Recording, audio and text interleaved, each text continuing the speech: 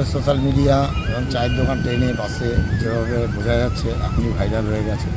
আশা রাখছি গত ভোরকে ছাপিয়ে যাবে। আর আমরা দেখি যখন পুজো হয় তখন পুরো কল্যাণী ঘোষপাড়া অবধি ট্রেন আসে না। এই ব্যাপারে কি আপনার কাছে কোনো ইনফরমেশন এসে পৌঁছেছে যে পুজোর সময় কল্যাণী ঘোষপাড়াতে ট্রেন এসে থামবে বা থামবে না? না, বিষয়টা হচ্ছে এগুলো সম্পূর্ণ প্রশাসনিক ব্যাপার, সরকারি ব্যাপার।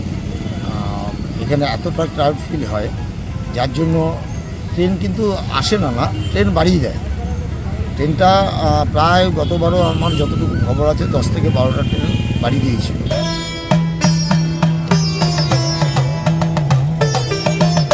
বাইরের দিকের স্ট্রাকচারটা কি সম্পূর্ণ ফাইবারের? সম্পূর্ণ ফাইবারের, যেহেতু আমার ভেতরের দিকে এখন কতটা কাজ এগিয়েছে? প্রায় 90% কাজ হয়ে গেছে মূল আগে। আর এই যে সেই বিশাল পুজো মণ্ডপ, আগের দিন যখন এসেছিলাম তখন কিন্তু ওপরের যে চূড়ার কাজ সেটা কিন্তু হয়েছিল না। এখন কিন্তু একবার জুম করে দেখাবো, ওপরের যে চূড়ার কাজ সেটা কিন্তু অলরেডি শুরু হয়ে গেছে। এখানে কিন্তু ওপরে আমরা জুম করে হয়তো দেখাতে পাচ্ছি যে দাদাভাইরা ওপরের দিকে চূড়ার যে কাজ সেটাই কিন্তু করছে। আর মাত্র কয়েকটা দিনের অপেক্ষা, তারপর কিন্তু এই জায়গাটা জনস্রোতে প্লাবিত হতে চলেছে। যখন আমাদের এই কল্যাণীর পুজো মণ্ডপ আমরা দেখতে আসব তখন কিন্তু এই জায়গাটাই থাকবে বাঁশের ব্যারিকেড। সেই বাঁশের ব্যারিকেডের ভেতর দিয়ে এসে আমাদের কিন্তু ধীরে ধীরে সামনের দিকে এগিয়ে যেতে হবে। আর এই যে সেই বিশাল পুজো মণ্ডপ, আগের দিন যখন এসেছিলাম তখন কিন্তু ওপরের যে চূড়ার কাজ সেটা কিন্তু হয়েছিল না। এখন কিন্তু একবার জুম করে দেখাবো, ওপরের যে চূড়ার কাজ সেটা কিন্তু অলরেডি শুরু হয়ে গেছে। এখানে কিন্তু ওপরে আমরা জুম করে হয়তো দেখাতে পাচ্ছি যে দাদাভাইরা ওপরের দিকে চূড়ার যে কাজ সেটাই কিন্তু করছে। এই হচ্ছে একেবারে ওপরের চূড়া। আর পুরো যে স্ট্রাকচারটা বাইরের দিকে পুরো স্ট্রাকচারটা আগেও বলেছি সম্পূর্ণ কিন্তু ফাইবার কাস্টিং প্রসেস ফলো করে ফাইবার দিয়ে কিন্তু নির্মাণ করা হয়েছে। কোনো রকমের ফোম কিন্তু ব্যবহার বা থার্মোকল কিন্তু ব্যবহার করা হয়নি। একেবারে ধীরে ধীরে আমরা ভেতরের দিকে প্রবেশ করলাম। ভেতরের দিকে প্রবেশ করে এইখানে থাকবে কিন্তু ঝর্ণা, আর আমাদের দুপাশ দিয়ে কিন্তু আমাদের ভেতরের দিকে প্রবেশ করতে হবে। আর প্রত্যেক বছরের মতো এরকম দু সাইডে হচ্ছে গার্ডেন থাকবে, এই পাশেও গার্ডেন থাকবে, ও পাশেও হচ্ছে গার্ডেন থাকবে। আর যেহেতু বিকেলবেলা, এখনও পুজোর মাত্র কয়েকটা দিন বাকি, তাও কিন্তু অনেকে কিন্তু এখন থেকেই কিন্তু এই মাঠে এসে ভিড় জমায় একমাত্র পুজো মণ্ডপ কতদূর এগিয়েছে সেটা দেখার জন্য। এই হচ্ছে মূল পুজো মণ্ডপ। একটু সামনে গিয়ে একটু ডিজাইনটা দেখাবো, তার কারণ হচ্ছে কল্যাণী আইটিআইয়ের অলরেডি সেপারেট ভিডিও করে চ্যানেলে দেওয়া হয়েছে, তার জন্য একটু শর্টে দেখানোর চেষ্টা করব। পরবর্তীকালে আরও যত কাজ এগোবে তখন তো অবশ্যই পুরোটা দেখাবো। এই যে দাদা কিন্তু একটা স্ট্রাকচার নিয়ে কিন্তু সামনের দিকে এগিয়ে যাচ্ছে, যে সিংহাসনের মতো স্ট্রাকচার। এই যদি দেখায় একেবারে গেটের কাছে, এই হচ্ছে কিন্তু মূল আমাদের প্রবেশদ্বার। এই মূল প্রবেশদ্বার অন্যান্য বাড়ির থেকে মূল যে প্রবেশদ্বার সেটা কিন্তু চওড়া করা হয়েছে। আর একেবারে সামনেই ঢুকতেই কিন্তু আমরা এরকম ওয়েলকাম স্ট্যাচু পাবো। এই হচ্ছে ওয়েলকাম স্ট্যাচু।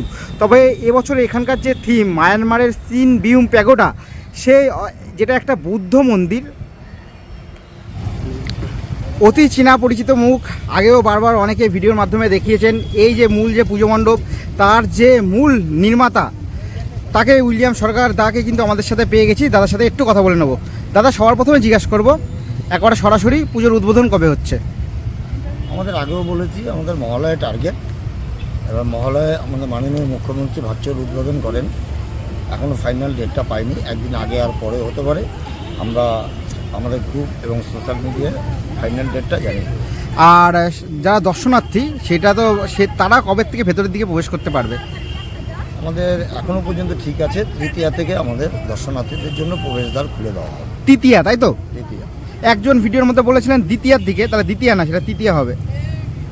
মানে আপনাদের পুজো কমিটির লোক একজন বলেছিল তৃতীয়াতেই আমাদের এখনো পর্যন্ত ঠিক আছে। তৃতীয়াতে, তাই তো? তৃতীয়াতে মোটামুটি কটার দিকে? তৃতীয়া টাইমটা আমাদের ঠিক করা হয়নি, সেটা লুমিনাস ক্লাবের কর্ণধার অরূপ মুখার্জি আমাদের 2-1 দিনের মধ্যে সব জানিয়ে দেবে।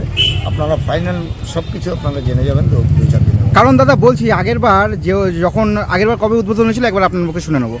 আগেরবার মহালয়ের দিনে না, সাধারণ যারা দর্শনার্থী প্রবেশদ্বার কবে থেকে খুলে দেওয়া হয়েছিল? তৃতীয়া যখন খুলে দেওয়া হয়েছিল তার ঠিক আগের দিন, দ্বিতীয়ার দিন, এখানে একটা বিশাল ঝামেলার সৃষ্টি হয়েছিল ভেতরে প্রবেশ করা নিয়ে।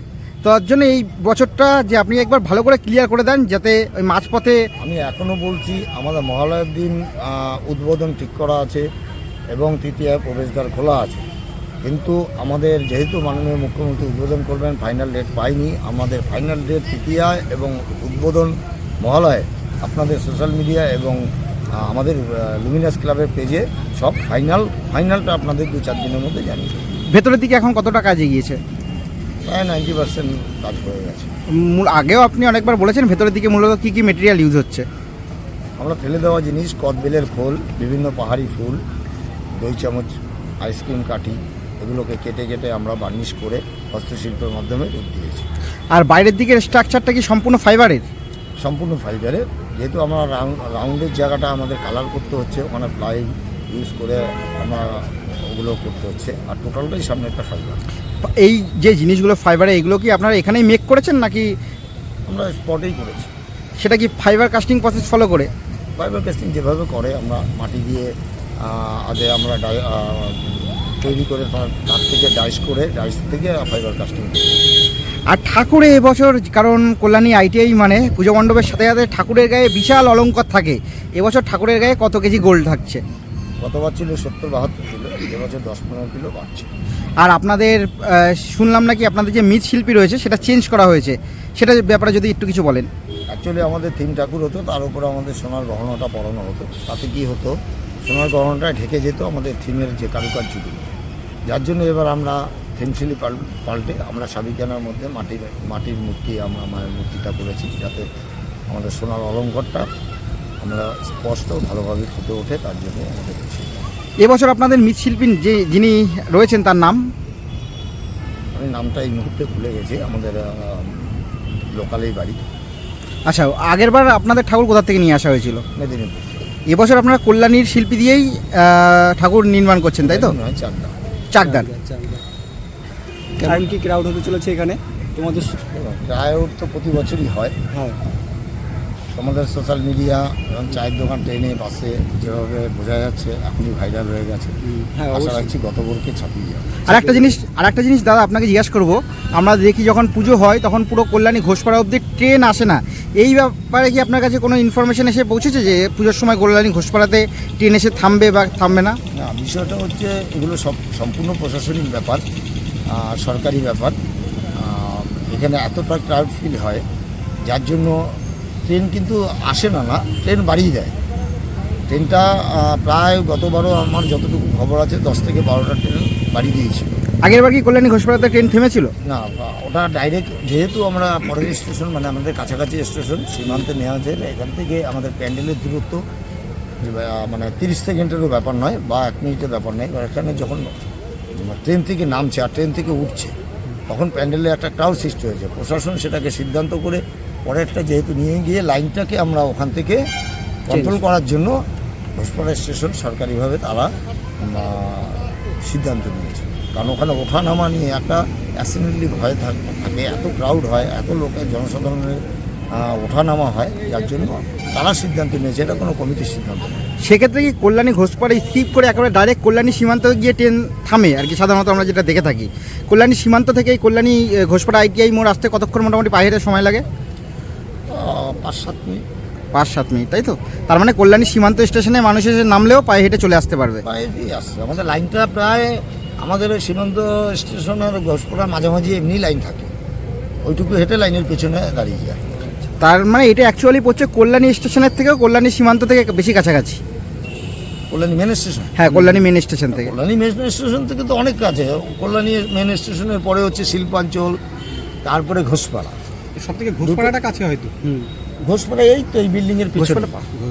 হ্যাঁ, এই বিল্ডিংয়ের, দুটো বিল্ডিংয়ের পরেই পেছনে হচ্ছে ঘোষপাড়া স্টেশন, তারপরে সীমান্ত। আর এই বছর দাদা আরেকটা জিনিস জিজ্ঞাসা করে নেবো, পুজো এবছর কত বছরে পদার্পণ করলো? 33 বছরে পরে। আর প্যান্ডেলের হাইট উচ্চতা কীরকম হয়েছে? গতবারের মতো রেখেছে 180 ফুটের মতো। 180 ফুট, তাই তো? দাদা অসংখ্য ধন্যবাদ আপনাকে।